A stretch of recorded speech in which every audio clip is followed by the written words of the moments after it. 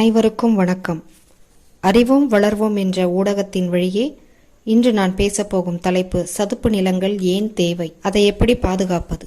சாதாரணமாக நாம் சதுப்பு நிலங்களை பயனில்லாத நீர் நிறைந்த கொசு வளரும் இடமென்று நினைப்போம். ஆனால் உண்மையில் அது பூமியின் ஒரு பாதுகாப்பாளர். முதலில் சதுப்பு நிலங்கள் ஏன் தேவை? நீர் சேமிப்பு.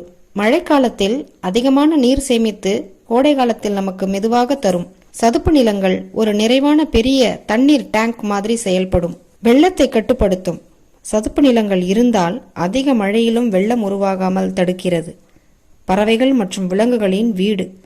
பல ஆயிரக்கணக்கான நீர்ப்பறவைகள், மீன்கள், நத்தைகள், செடிகள் எல்லாம் வாழும் இயற்கையின் பாதுகாப்பு கோட்டை சதுப்பு நிலங்கள்தான். காற்றை சுத்தப்படுத்தும். மரங்கள் போலவே சதுப்பு நிலங்களும் காற்றில் உள்ள மாசுகளை வடிகட்டி நமக்கு சுத்தமான காற்றை கொடுக்கின்றன. வானிலையை சமமாக வைத்திருக்கிறது. தீவிரமான வெப்பம் அதிகரித்தாலும் சதுப்பு நிலங்கள் வெப்பத்தை சமப்படுத்துகிறது. இதை எப்படி பாதுகாப்பது?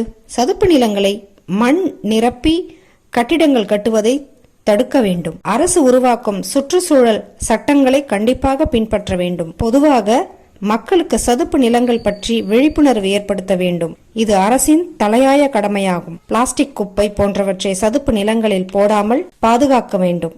பள்ளி மற்றும் கல்லூரி மாணவர்கள் பேரணிகள், பேச்சுகள், விழிப்புணர்வு திட்டங்கள் நடத்த வேண்டும். இறுதியாக, சதுப்பு நிலங்களை அழித்தால் நாளை நீர்த்தேக்கங்கள் வறண்டு மனிதகுலம் மட்டுமல்ல பிற உயிரினங்களும் அழிய நேரிடும். இயற்கை பிறந்தது நமக்கு அல்ல, நாம் தான் இயற்கைக்கு. சதுப்பு நிலங்கள் நமக்கு மட்டுமல்ல, எதிர்கால தலைமுறைக்கான உயிர் வளமாகும். அதை பாதுகாப்பது நம் ஒவ்வொருவரின் தலையாய கடமையாகும். நன்றி, வணக்கம், வாழ்க தமிழ். இப்படிக்கு நான் உங்கள் அறிவோம் வளர்வோம் ஊடகத்தின் எழுத்தாளர் மற்றும் இயக்குனர் கி. கவிதா கிருபாநிதி.